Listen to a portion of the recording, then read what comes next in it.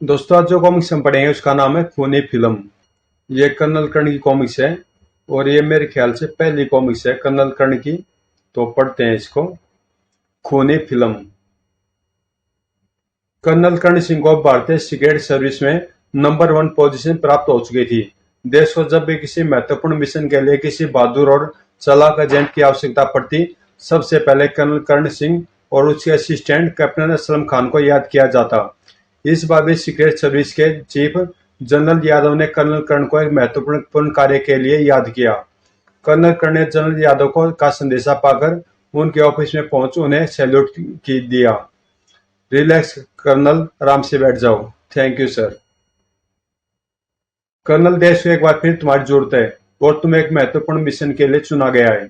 मुझे खुशी हुई सर। आप जानते हैं कि मुझे अपने देश की सेवा करके बड़ी खुशी होती है। फरमाइए सर, मुझे क्या करना होगा। जनरल ने मेज पर से सिगार उठाया और उसे होठों में दबाते हुए बोले, तुम्हें एक जगह डाका डालना होगा कर्नल। क्या डाका?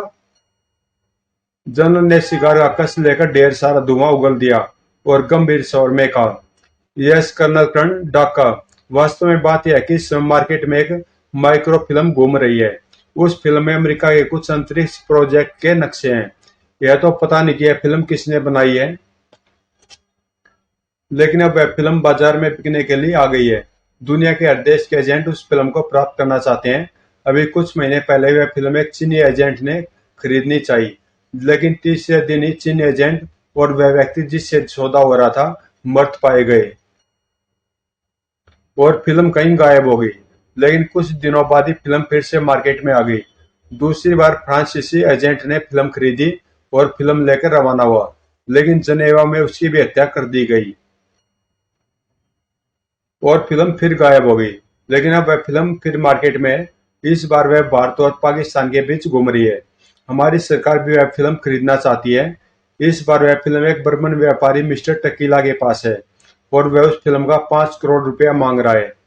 हमारी सरकार इतना रुपया देने को तैयार है, लेकिन हमें ये ऐसा नहीं है कि दूसरे देशों के एजेंट सरलता से हमें वह फिल्म प्राप्त कर लेने देंगे। इसलिए हमने एक योजना बनाई है। वह योजना क्या है सर? टकीला लाहौर में रहता है और उसका हीरे जवाहरात का बहुत बड़ा व्यापार है। हमारा एक एजेंट तुषार उससे सौदा कर चुका है। तय हुआ है कि मिस्टर टकीला अपनी कोठी पर हीरो का एक बाजार लगाएगा। उस बाजार में पाकिस्तान के धनवान लोग और व्यापारी आएंगे और हीरो की खरीदारी करेंगे। इसी मौके पर हमारा एजेंट तुषार मिस्टर टकीला को रुपया देकर वह फिल्म ले लेगा। लेकिन दूसरे देशों के एजेंट भी टकीला के पीछे लगे हुए हैं, अतः वह भी अवश्य तुषार से फिल्म प्राप्त करने की कोशिश करेंगे। इसीलिए हमने प्लान बनाया कि ठीक सौदे के समय तुम मिस्टर टकीला की कोठी पर डाका डालो और तुषार से फिल्म छीनकर गायब हो जाओ। इस तरह दूसरे देशों के एजेंट यही समझेंगे कि भारत के एजेंट से किसी दूसरे देश के एजेंट ने वह फिल्म छीन ली है, जबकि वह फिल्म हमारे देश में सुरक्षित पहुंच जाएगी। प्लान तो बहुत अच्छा सर, लेकिन वह फिल्म कितनी बड़ी है?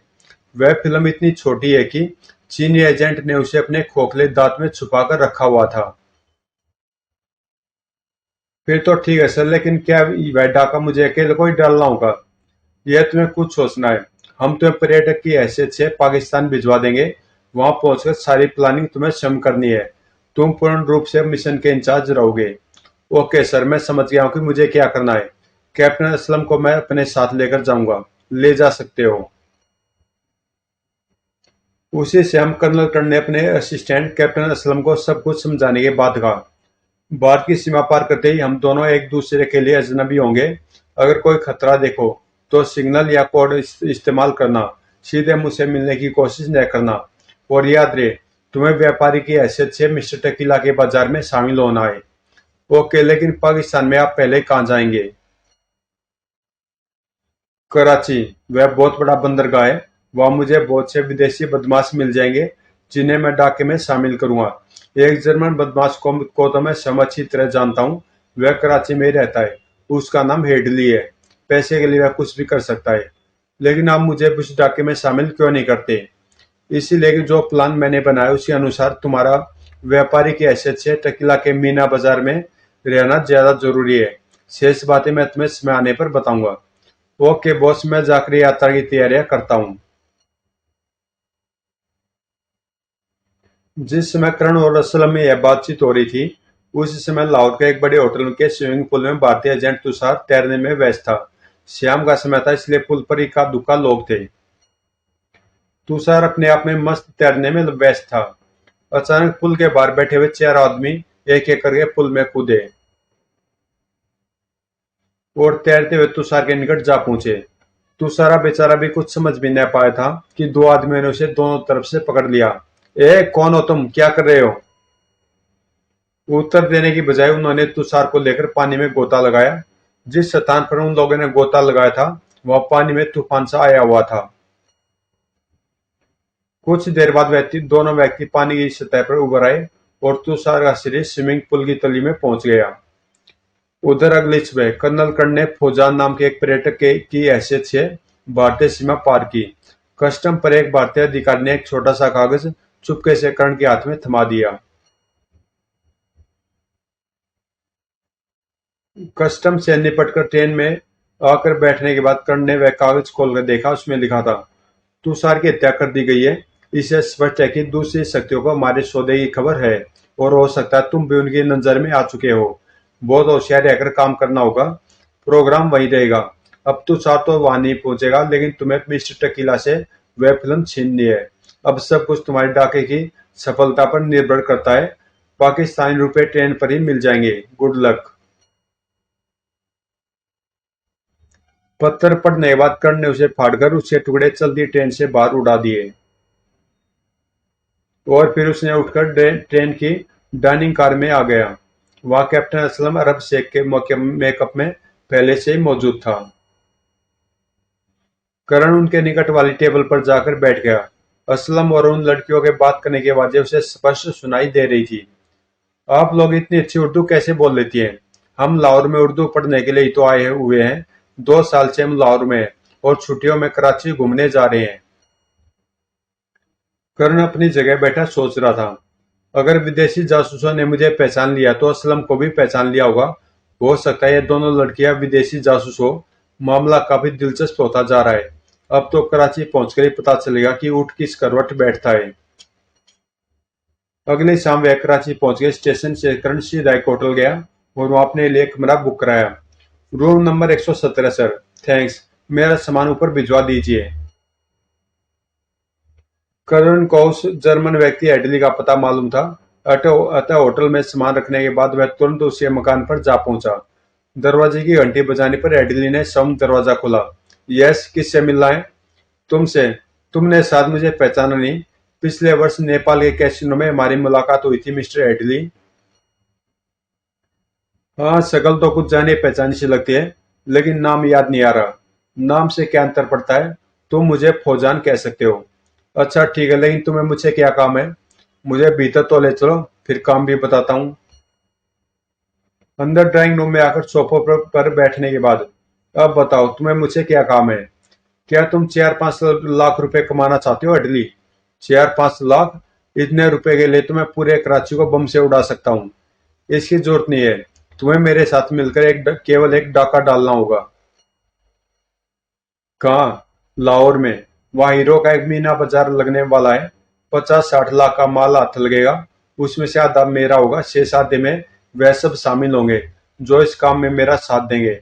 मुझे 5 आदमियों की जरूरत है। तो बाकी 4 कहाँ से लाओगे? उनका प्रबंध कराने में भी तुम्हें मदद करनी होगी। डाके की तैयारी में सारा खर्च मैं उठाऊंगा। प्लानिंग भी मेरी होगी और पूरे ऑपरेशन का बॉस भी मैं रहूंगा। ठीक है, मुझे तो केवल रुपया चाहिए। मैं तुम्हारा साथ देने को तैयार हूँ। बोलो मुझे क्या करना होगा? 4 आदमी तलाश करो जो 6 निशानेबाजों, 6 पिस्तौलों का भी प्रबंध करो और एक कार भी चाहिए, मगर चोरी की नहीं। पिस्तौल और कार का प्रबंध तो आज रात ही हो जाएगा, लेकिन आदमी इतनी जल्दी तलाश नहीं किए जा सकते। फिर भी मैं कोशिश करूंगा। तो फिलहाल मैं तुम्हें कितने रुपए दे दूं? 20,000 दे दो, मैं बाद में हिसाब दे दूंगा। ठीक है, लेकिन मुझे दोनों चीजें आज रात ही मिलनी चाहिए और मुझसे कोई धोखा करने की कोशिश न करना। मैं बहुत खतरनाक आदमी हूँ। मुझसे धोखा करने वाले को अगली सुबह देखनी नसीब नहीं होती। मुझे भी धोखेबाजी से नफरत है। मैं अपना काम ईमानदारी से करता हूँ। तुम आज रात 3 बजे सिराज क्लब में मिल जाना। मैं तुम्हारा सामान लेकर आऊंगा। ठीक है, मैं 3 बजे पहुंच जाऊंगा। हेडली को रुपए देने के बाद कर्ण वापस अपने होटल आ गया था। बिस्तर पर लेटा हुआ वह डाके की योजना पर विचार कर ही रहा था कि करण ने उठकर दरवाजा खोला। दरवाजा खुलते एक पुलिस इंस्पेक्टर भीतर घुस आया। मिस्टर फौजान। यस, लेकिन आप इस तरह मेरे कमरे में क्यों आए जनाब? मैं आपका पासपोर्ट और दूसरे कागजात देखना चाहता हूँ। मेरा नाम इंस्पेक्टर कादिर है। क्यों, क्या मैंने कोई अपराध कर दिया? मैं तो मिस्टर फौजान, आज आप एक व्यक्ति हेडली के घर गए थे। वह हमारी ब्लैक लिस्ट पर है। उससे मिलने वाले हर व्यक्ति को हम शक की नजरों से देखते हैं। आप हिंदुस्तानी सैलानी है, फिर उस जर्मन बदमाश से आपका क्या ताल्लुक है? कुछ भी नहीं, मैं उससे एक बार नेपाल में मिला था। यहाँ कराची आया तो यूं ही उससे मिलने चला गया। मैं नहीं समझता कि इस तरह मैंने कोई अपराध किया है। करण का पासपोर्ट और दूसरे कागज चेक करने के बाद इंस्पेक्टर ने कहा, मिस्टर फौजान, आप यहाँ तफरीह करने आए हैं, इसलिए मेहरबानी करके इस तरह के बदमाशों से मेलजोल न रखिए। हम आप पर पूरी नजर रखेंगे। अब मैं चलता हूँ। ओके इंस्पेक्टर, मैं आपकी वार्निंग याद रखूंगा। इंस्पेक्टर के जाने के बाद कर्ण ने सोचा, यह तो बहुत बुरा हुआ। अगर यहाँ की पुलिस मुझ पर नजर रखेगी तो मैं अपना काम नहीं कर सकूंगा। इसलिए उचित यही है कि मैं जल्दी से जल्दी कराची छोड़ दूं। और फिर यह इंस्पेक्टर जितनी जल्दी मुझ तक पहुंच गया है, इससे तो लगता है कि यह शुरू से मेरी निगरानी कर रहा था। मुझे इसके बारे में भी जानकारी प्राप्त करनी चाहिए। कई घंटों तक सोचने के बाद उसने एक निर्णय लिया और अपने कमरे को ताला लगाकर होटल के पिछले दरवाजे से बाहर आया। वह दरवाजा एक गली में खुलता था और गली में इस समय काफी अंधेरा था। गली में निकलकर वह कुछ कदम ही चला था कि अचानक एक हाथ उसके कंधे पर आ गया। करण पलटकर गुस्सा मारने वाला था कि रिलैक्स रिलैक्स, ये मैं हूं आपका खादिम। अरे असलम, तुम यहाँ क्या कर रहे हो? आपका इंतजार। मैं आपको बताना चाहता हूँ कि होटल के मेन गेट पर कम से कम 3 आदमी आपकी निगरानी के लिए खड़े हैं और उनमें से एक को मैंने ट्रेन पर भी देखा था। मैं जानता हूँ असलम, लगता है हमारे इस मिशन की खबर किसी तरह लीक हो गई है। अरे हाँ, ट्रेन पर तुम्हारे साथ वह लड़कियां कौन थी? वह मुझे ट्रेन पर ही मिली थी। वह मुझे अरब शेख समझती है। उनमें से एक का नाम जूलिया और दूसरी का रोजी। वे दोनों विदेशी जासूस हो सकते हैं असलम।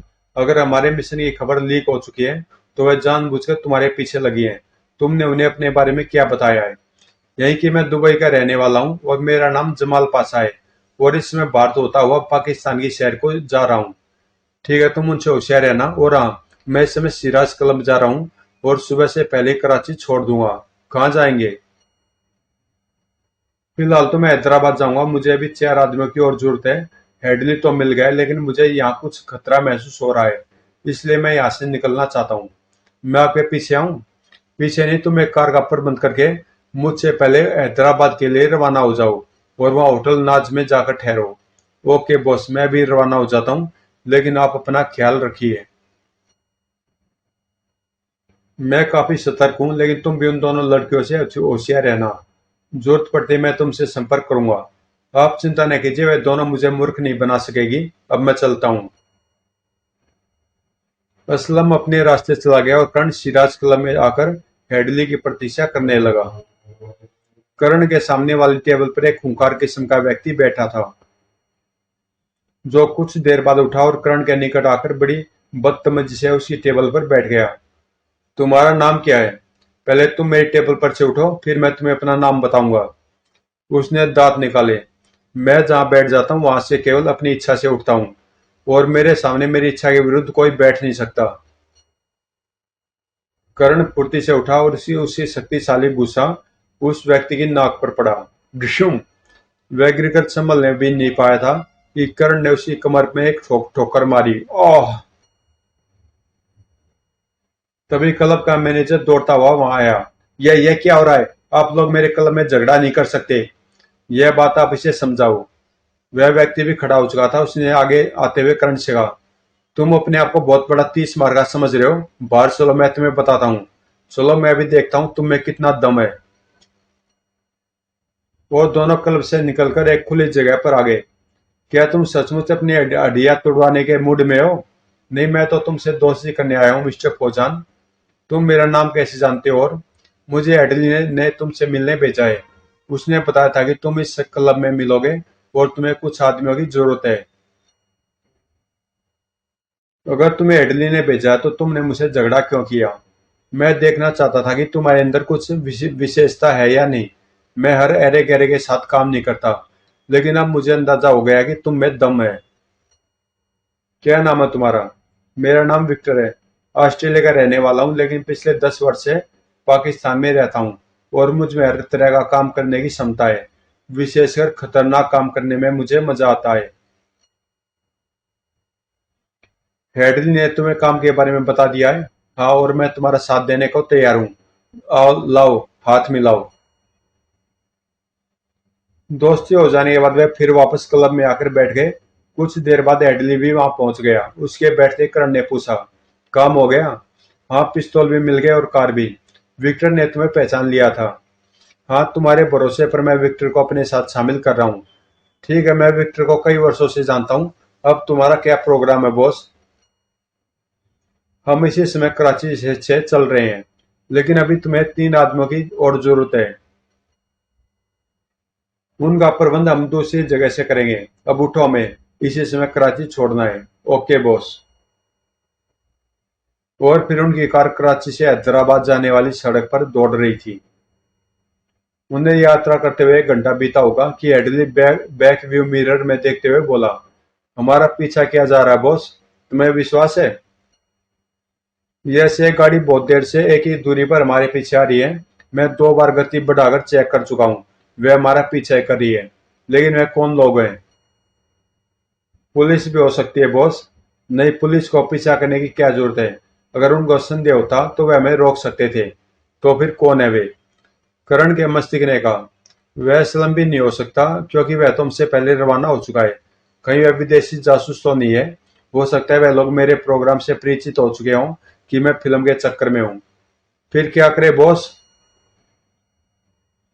करण के विचारों की श्रृंखला टूट गई। उसने संभल कर बैठते हुए कहा, हमें पीछा करने वालों से निपटना होगा। तुम गाड़ी सड़क के किनारे रोक लो और अपने अपने अपने पिस्तौल लेकर तैयार हो जाओ। ओके। उनकी कार इस समय जंगल के बीच से गुजर रही थी। सड़क के दोनों तरफ जंगल फैला हुआ था। हेडली ने पेड़ों के झुंड की ओट में गाड़ी रोक दी। चलो जल्दी बाहर निकलकर झाड़ियों में घुस जाओ। वह तीनों हाथों में पिस्तौल लिए हुए गाड़ी से निकले और निकट की झाड़ियों में घुस गए। कुछ क्षण बाद पीछा करने वाली गाड़ी उनके सामने से गुजरी और कुछ आगे जाकर रुक गई। करण झाड़ियों में औंधा लेटा हुआ था और उसके दोनों हाथों में पिस्तौल थे। उस गाड़ी से 4 आदमी उतरे। उनके हाथों में भी पिस्तौलें थे, लेकिन अंधेरे में उनकी शक्ल नजर नहीं आ रही थी। हेडली और विक्टर भी थोड़ी दूरी पर झाड़ियों में छुपे हुए थे। उनके हाथों में भी पिस्तौल थे। अचानक हेडली के पांव से लगकर एक पत्थर लुढ़क गया। उन चारों ने तुरंत आवाज की और गोलियां चला दी, धौएं धौएं। हेडली तुरंत नीचे लेट गया और एक आदमी का निशाना लेकर गोली चलाई, धौएं। वे आदमी घायल होकर नीचे गिर गया। आह! अपने साथी को गिरते देखकर शेष तीनों छलांग लगाकर सामने की झाड़ियों में घुस गए और फिर दोनों ओर से गोलियां चलने लगी। करण दोनों पिस्तौलों से फायर कर रहा था। तभी एडली सीने के बल रेंगता हुआ उनके निकट आया और एक पर्स करण की ओर बढ़ाया। यह उसकी जेब से निकला है, जिसे मैंने गिराया था। करण ने पिस्तौल नीचे रखी और पर्स खोलकर देखने लगा। विक्टर उन लोगों की गोलियों का जवाब दे रहा था। इसमें तो बहुत सारे रुपए हैं। हाँ, यह कौन लोग हैं बॉस? मुझे तो डाकू मालूम होते हैं। नहीं, वे डाकू नहीं है, उनके पास बहुत रुपया है। फिर अचानक एडली ने अपना पिस्तौल करण की कनपटी से लगाते हुए कहा, बॉस, मैं अंधेरे में काम करना पसंद नहीं करता। मुझे बताओ कि वह कौन लोग हैं। नहीं बताओगे तो मैं तुम्हारा साथ नहीं दूंगा और वापस जाने से पहले तुम्हें यहीं गोली मार दूंगा। क्या तुम पागल हो गए हो एडली? समय नष्ट मत करो बॉस। विक्टर अकेला उनका मुकाबला नहीं कर पा रहा है। मेरी बात का जल्दी जवाब दो। ऑल राइट एडली, मैं भारतीय जासूस हूँ, लेकिन मेरा मिशन बहुत सीक्रेट है। उसके बारे में मैं कुछ नहीं बता सकता। तो वह डाके की बात झूठी थी? नहीं, वह सच है। तुम्हें डाका भी डालना है? वह डाका मेरे मिशन का कवर है। उसमें माल भी मिलेगा। हेडली ने उसकी कनपटी से पिस्तौल हटाते हुए कहा, फिर ठीक है, मुझे तो केवल माल चाहिए। तुम्हारे मिशन से मुझे कुछ मतलब नहीं। अब मैं विक्टर की सहायता करता हूँ। आए! तभी सामने वाली झाड़ियों में से एक चीख सुनाई दी। लगता है विक्टर ने एक और को मार गिराया है। अब दो रह गए, इन्हें मैं संभालता हूँ। तभी एक गोली कर्ण के निकट से गुजरी और अचानक कर्ण ने चीख मारी, आई। फिर वह लुढ़क कर झाड़ियों से बाहर सड़क के किनारे पर आ गिरा। उसे मर्द समझकर दोनों शत्रु अब सामने वाली झाड़ियों से निकलकर उसकी ओर बढ़े। तभी कर्ण सीधा हुआ और उसके पिस्तौल ने दो गोलियां उगल दी। धाए धाए, आई, आह। वे चारों मर चुके थे। उनकी तलाशी लेने पर चारों की जेब से रुपयों के सिवा कुछ नहीं मिला। इनकी जेबों में कोई भी ऐसी चीज नहीं जिससे इनकी पहचान हो सके। कुछ देर बाद वे तीनों फिर अपनी कार में हैदराबाद की तरफ जा रहे थे। वह चारों लाशें उन झाड़ियों में छुपा दी थी। कर्ण पिछले सीट पर बैठा सोच रहा था। वे चारों उसे किराए के कातिल थे, लेकिन उन्हें बेचने वाला कौन था? और उन्हें यह कैसे मालूम हुआ कि हम कहाँ जा रहे हैं? कहीं हेडली या विक्टर में से ये तो कोई शत्रु का आदमी नहीं है। मुझे इन दोनों पर अधिक भरोसा नहीं करना चाहिए। खैर, अब तो वह लोग मर चुके हैं और जिसने भी उन्हें भेजा था अब उसे पता नहीं चल सकेगा कि मैं कहाँ गया हूँ। फिर अचानक कर्ण के मस्तिष्क में एक नया विचार आया। इन चारों बदमाशों को इंस्पेक्टर कादिर ने तो नहीं भेजा था। हाँ, यह हो सकता है क्योंकि वह इंस्पेक्टर आराम से मेरी निगरानी कर रहा था। लेकिन अगर ये चारों आदमी पुलिस के नहीं थे और इनको इंस्पेक्टर ने भेजा था, तो इसका अर्थ यह हुआ कि वह इंस्पेक्टर पाकिस्तानी पुलिस में रहकर किसी विदेशी शक्ति के लिए काम कर रहा है। मुझे उसके विषय में जल्दी से जल्दी जानकारी मंगानी चाहिए। सुबह होते होते उनकी गाड़ी हैदराबाद शहर में प्रविष्ट हो गई। किसी अच्छे से होटल में चलो। फिर उन्होंने एक होटल में डेरा जमा दिया। नहा धोकर नाश्ते के बाद वे तीनों सिर जोड़कर बैठ गए। करण ने मिस्टर टकीला की कोठी का नक्शा मेज पर फैलाकर कहा, यह वह कोठी है जिसमें मीना बाजार लगेगा। काफी बड़ी कोठी लगती है। हाँ, बहुत बड़ी और शहर से बाहर है। यह हमारे लिए बहुत अच्छी बात है। तुमने पूरा प्लान बना लिया है ना? हाँ, हमें 6 आदमियों की जरूरत होगी। 2 स्टैंड गन भी चाहिए और 2 कारें भी। इन चीजों का प्रबंध हो जाएगा ने? हो जाएगा, लेकिन हमें यह डाका कब डालना है? आज से ठीक है 1 हफ्ते बाद, यानी इतवार के दिन वह बाजार लगेगा। और अभी हमें 3 साथी और तलाश करने हैं। हाँ, 2 आदमियों को तो मैं जानता हूँ। वह दोनों भाई हैं और सरवर में रहते हैं। दोनों पाकिस्तानी हैं और नशीली दवाओं की स्मगलिंग करते हैं और बेहतरीन निशानेबाज भी है। वे हमारे काम आ सकते हैं। तुम उन्हें आज ही हमें उनसे मिलाने ले चलो। तो अभी चलो? चलो, लेकिन हम बस से चलेंगे। मैं नहीं चाहता कि हमारी कार जगह जगह नजर आए। चलो उठो, हम अभी सरवर चल रहे हैं। बस अड्डे पहुंचकर वे तीनों सरवर जाने वाली बस में बैठ गए। करण ने दबे स्वर में एडली से पूछा, तुम उन दोनों का पता तो जानते हो ना? Yes boss. तभी एक दत्ताकार पठान बस में प्रविष्ट हुआ। माय गॉड, ये आदमी है या देव? देव ही लगता है। पठान खिड़की के निकट वाली सीट पर बैठ गया। तभी खिड़की से बाहर एक विचित्र दृश्य दिखाई दिया। उन लोगों ने खिड़की के निकट आकर उस दत्ताकार पठान को ललकारा, नीचे उतर शेर खान, आज तुम हमारे हाथ से नहीं बच सकते। चुप ओए खंजीर का औलाद, मैं भी तुम सबको मजा चखाता हूँ। भीतर बैठे हुए करण ने इडली से कहा, काफी बहादुर आदमी है। हाँ, लेकिन वह 7-8 आदमी है। देखो क्या होता है।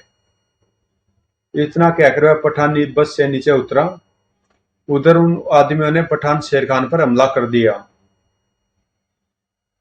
हॉकी वाला लात खाकर दूर जा पड़ा था। तभी 3 आदमियों ने एक साथ शेर खान पर हमला किया। और भशुम!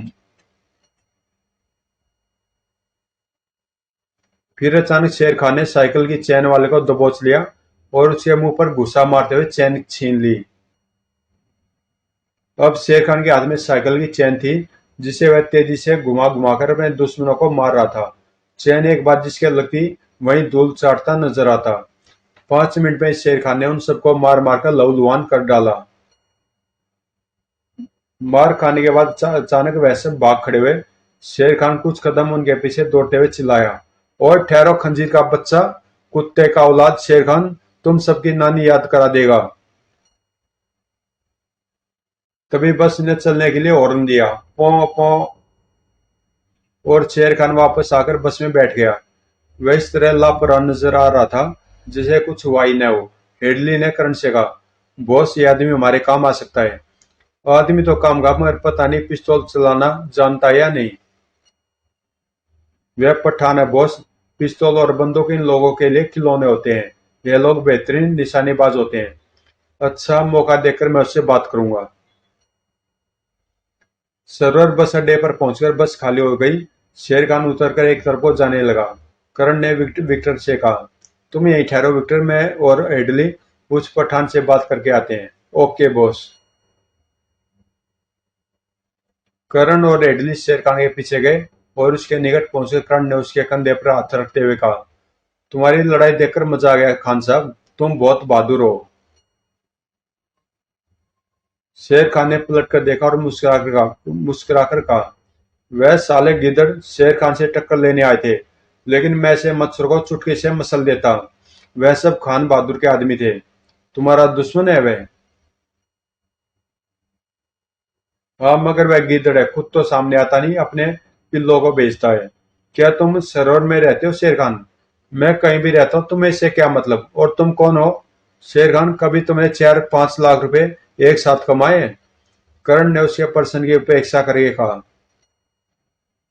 5 लाख? हाँ, 5 लाख। हम लोग एक काम करने वाले हैं जिसमें तुम्हें 5 लाख रुपए मिल सकते हैं, अगर तुम हमारे साथ आ जाओ तो। सुनकर शेर खान की आंखें फैल गई। लड़ना पड़ेगा? हाँ, और साथ गोलियां भी चलानी पड़े। तुम पिस्तौल चला सकते हो ना? शेर खान ने एक ठाका लगाया, फिर सवर दबाकर कहा, हा हा हा, पिस्तौल? कोचे मशीन गन भी चला सकता है। हमारा धंधा इस हथियारों की स्मगलिंग है। फिर तो तुम हमारे काम के आदमी हो खान। अगर तुम हमारा साथ दो तो 5 लाख रुपए कमा सकते हो। हम तुम्हारा साथ देगा, लेकिन तुम क्या करना चाहता है? हम एक डाका डालना चाहता है। हम तैयार, लेकिन तुम हमारे साथ कोई धोखा तो नहीं करेगा ने? अगर किया तो हम तुम्हें गोली मार देगा। धोखा किसी के साथ नहीं होगा खान। सबको माल मिलेगा, लेकिन एक शर्त होगी कि इस पूरे खेल में बॉस मैं रहूंगा। तुम्हें मेरा हर हुक्म मानना होगा, और इसी वक्त से हमारे साथ रहना होगा। हमें मंजूर है, हम इसी वक्त से तुम्हारे साथ हैं। डाका कब डालना है? 1 सप्ताह बाद। अच्छा खान, क्या तुम यहाँ के किसी अच्छे होटल के बारे में बता सकते हो? हाँ, यहाँ का कासना होटल सबसे अच्छा है। बस तो तुम हमें उस होटल में ले चलो। बस स्टैंड से उन्होंने विक्टर को साथ लिया और आधे घंटे बाद वह सब कासना होटल के एक कमरे में बैठे चाय पी रहे थे। कुछ देर बाद करण ने अपना कप खाली करके रखते हुए कहा, शेर खान और विक्टर, तुम दोनों यहीं आराम करो। मैं और एडली दो और साथियों का प्रबंध करने जा रहे हैं। ठीक है। करण एडली के साथ होटल से बाहर आया। रास्ते में एडली शेर खान की प्रशंसा करता चल रहा था, लेकिन करण सोच रहा था, शेर खान का इस तरह मिलना कुछ अजीब लग रहा है। हो सकता है उसने लड़ाई का यह ड्रामा मुझे प्रभावित करने के लिए खेला हो सकता है वह किसी दूसरे देश का जासूस हो और उसको विशेष रूप से इसलिए भेजा गया हो कि वह मुझे प्रभावित करके मेरे साथ शामिल हो जाए। तो अगर शत्रु मुझे पहचान चुका और मेरे मिशन की उसे जानकारी मिल चुकी है, तो उसकी यही कोशिश होगी कि अपना कोई आदमी मेरे साथ लगा दे। मुझे तो एडली और विक्टर पर भी भरोसा नहीं है। वह दोनों ही विदेशी हैं और दोनों ही शत्रु के जासूस हो सकते हैं, लेकिन मैं इन सबको साथ में रखने पर विवश हूँ, क्योंकि मुझे अपना काम निकालना है। तो आप क्या सोचने लगे बॉस? कुछ नहीं, अभी हमें कितनी दूर और जाना है? बस हम उन दोनों भाइयों के घर के निकट पहुंच चुके हैं। पता नहीं वे घर पर मिलेंगे भी या नहीं। सौभाग्यवश वह दोनों भाई उन्हें घर पर ही मिल गए। हेडली ने करण से उनका परिचय कराया। ये दाऊद खान है और माजिद खान है बॉस। मैं इनके साथ कुछ दिन काम कर चुका हूँ। दोनों बहादुर और ईमानदार आदमी है। तारीफ के लिए शुक्रिया हेडली। अब जरा इन साहब की तारीफ भी बता दो। हेडली ने करण का परिचय कराने के बाद अपने आने का तात्पर्य उन दोनों को विस्तार से बता दिया। करण की सारी सत्य भी उनके सामने रख दी और अंत में कहा, तुम दोनों अच्छी तरह सोच लो। अगर हमारा साथ दोगे तो एक ही बार में लाखों कमा लोगे। हम तैयार हैं। वैसे भी आजकल हमारा धंधा मंदा चल रहा है और हम रुपयों की सख्त जरूरत है। हमें तुम्हारी सारी शर्तें मंजूर हैं। ओके दाऊद खान, अब हम दोस्त हैं। क्या तुम लोग दो स्टेन गनों का इंतजाम कर सकते हो? मिल तो जाएंगे, लेकिन पैसा खर्च होगा, कम से कम 20,000 रुपये मैं तुम्हें दे रहा हूँ। अब प्रोग्राम यह रहेगा कि तुम दोनों भाई स्टेन गनें लेकर शुक्रवार के दिन लाहौर पहुंचोगे और वहां होटल नेस्ट में ठहर जाओगे। मैं वहीं आकर तुमसे मिलूंगा। ओके बॉस, हम भी पहुंच जाएंगे और स्टेनगने भी। उसके बाद उन दोनों भाइयों को रुपए देकर कर्ण और हेडली वापस अपने होटल आ गए, जहाँ शेर खान और विक्टर उनकी प्रतीक्षा कर रहे थे। आदमी मिल गए बॉस? हाँ, अब हमारी टीम पूरी हो गई है। तो अब क्या प्रोग्राम है? आज रात तो हम यहीं आराम करेंगे, कल सुबह तुम और शेर खान लाहौर चले जाना और होटल नेस्ट में ठहरना। मैं तुम्हें मिस्टर टकीला की कोठी का नक्शा दे दूंगा। तुम वहां रहकर उस कोठी के इर्द गिर्द घूमकर देखना कि मीना बाजार लगाने की वहां क्या तैयारी की जा रही है। ओके, हम चले जाएंगे, लेकिन तुम लाहौर कब पहुंचोगे? हम भी एक दो दिन बाद पहुंच जाएंगे और खुद आकर तुमसे मिलेंगे। अब जाकर आराम करो। अगले सुबह विक्टर और शेर खान लाहौर चले गए। उनके जाने के बाद कर्ण और हेडली भी सरवर से वापस हैदराबाद के लिए रवाना हो गए थे। दोपहर को वह हैदराबाद पहुंच गए। होटल पहुंच गए, हेडली अपने कमरे में चला गया और कर्ण अपने कमरे में आया। दरवाजा खोलते उसकी नजर एक लिफाफे पर पड़ी, जिसे शायद किसी ने दरवाजे की जीरी से अंदर डाला था। यह कैसा लिफाफा है? उसने लिफाफा खोला। भीतर कोड भाषा में एक संदेश था। माय गॉड, यह तो जनरल यादव का संदेश है। इसका मतलब है जनरल मुझ पर नजर रखे हुए हैं। उनके हाथ सचमुच बहुत लंबे हैं। भला यहाँ उन्होंने किस तरह संदेश भिजवा दिया? फिर वह बैठकर कोड संदेश हल करने लगा। 1 घंटे की मेहनत के बाद उसने कोड हल कर लिया। संदेश कुछ इस तरह था। डिपार्टमेंट में एक आदमी गद्दारी कर रहा था, उसे गिरफ्तार कर लिया है। उसने तुम्हारे मिशन की खबर आउट कर दी है, इसलिए बहुत होशियार रहना। उसी से पता चला कि कराची पुलिस का एक इंस्पेक्टर जिसका नाम कादिर है, वास्तव में जापानी एजेंट है। वह भी फिल्म के चक्कर में है और वह तुम्हारे बारे में जान चुका है। तुषार की हत्या उसी ने कराई है और अब तुम्हारे चक्कर में है। इसलिए अच्छा वही यही रहेगा कि तुम उसे खत्म कर दो। यह बहुत जरूरी है, वरना वह तुम्हें नुकसान पहुंचाएगा। उसे इस तरह खत्म करना कि मौत दुर्घटना लगे। हमें तुम पर पूरा भरोसा है और तुम्हारे मिशन की सफलता के लिए दुआ कर रहे हैं, जनरल यादव। संदेश पढ़ने के बाद कर्ण उठकर कमरे में टहलने लगा। उसका मस्तिष्क सोच रहा था, तो इंस्पेक्टर कादिर सचमुच विदेशी जासूस है। अब मुझे विश्वास हो गया कि उसी ने उन 4 आदमियों को मुझे खत्म करने के लिए भेजा था। वह भी मेरी ताक में होगा, इसलिए उसे वार करने से पहले मैं कराची जाकर उसे समाप्त कर दूंगा। उसे शायद अभी यह पता नहीं है कि फिल्म कहाँ है, वरना वह मिस्टर टकीला से फिल्म प्राप्त करने की कोशिश करता। मुझे जल्दी उसे रास्ते से हटाना चाहिए। पाठकों, कर्नल कर्ण का यह संदेश आपके लिए, वह खुद आपसे बात कर रहे हैं। दोस्तों, अब तक की कहानी में आपको जरूर आनंद आया होगा। आप देख रहे हैं कि मुझ पर 2 कामों की जिम्मेदारी आ पड़ी है। इंस्पेक्टर कादिर को समाप्त करना है और टकीला के यहाँ डाका डालकर माइक्रो फिल्म का कैप्सूल भी प्राप्त करना है। मुझे यह भी संदेह है कि मेरे साथियों में से एक गद्दार है। अगर मेरा संदेह ठीक है तो मुझे उस गद्दार से भी निपटना है, लेकिन अभी मुझे कुछ तैयारियां करनी है। इसलिए आगे की घटनाएं जानने के लिए आपको थोड़ी प्रतीक्षा करनी होगी। इस कहानी का दूसरा भाग 5 करोड़ का दांत शीघ्र ही प्रकाशित होगा। काफी देर सोच विचार करने के बाद कर्ण हेडली के कमरे में पहुंचा और उसे कहा, हेडली, मैंने प्रोग्राम थोड़ा चेंज किया है। तुम भी आज ही लाहौर चले जाओ और वहां होटल ताज में ठहरना। अपने साथियों से मिलने की जरूरत नहीं है। वहां जाकर तुम 2 कारों का प्रबंध करो, जिनकी जरूरत हमें डाकुए के समय पड़ेगी। शेष बातें मैं लाहौर आकर बताऊंगा। ओके बॉस, मैं रात की ट्रेन से चला जाता हूँ। रात को हेडली भी लाहौर चला गया तो कर्ण ने होटल नाच में असलम को फोन किया, जो उसके संदेश की प्रतीक्षा कर रहा था। फोन पर कर्ण ने केवल इतना कहा, शेख साहब, जनरल पोस्ट ऑफिस के सामने पार्क में घूमने चलेंगे। इतना कहकर उसने फोन बंद कर दिया और 15 मिनट प्रतीक्षा करने के बाद पोस्ट ऑफिस के सामने पार्क में जा पहुंचा। असलम वहां पत्थर की एक बेंच पर मौजूद था। कर्ण भी असलम के निकट जाकर बैठ गया और दबे स्वर में कहा, तो तुम आज ही बल्कि अभी कराची वापस चले जाओ और इंस्पेक्टर कादरी के विषय में जितनी जानकारी प्राप्त कर सकते हो करो। वही इंस्पेक्टर जो आपके कमरे पर आया था? हाँ, वह जापानी एजेंट है और मुझे उसे समाप्त करने के आदेश मिले हैं। लेकिन मैं रिपोर्ट कहाँ पहुंचाऊं? रिपोर्ट एक लिफाफे में बंद करके होटल शेरटन के काउंटर पर मिस्टर कासिम के लिए छोड़ देना। और अब जाओ, मैं नहीं चाहता कि कोई हम दोनों को एक साथ देखे। ओके। उसके आधे घंटे बाद असलम कार में बैठा वापस कराची जा रहा था। करण वापस होटल आ गया। वह काफी थक चुका था, इसलिए बिस्तर पर लेटते ही सो गया। तो दोस्तों कॉमिक्स यहीं पे समाप्त होती है और उसका दूसरा पार्ट आपको पता ही चल गया है। 5 करोड़ का दांत है जो आपको कल मिल जाएगा। तो मिलते हैं इसके पार्ट 2 में। इसका दूसरा पार्ट आपको मिल जाएगा प्लेलिस्ट में, कर्नल कर्ण का फोल्डर है उसके अंदर। तो मिलते हैं इसके पार्ट 2 में।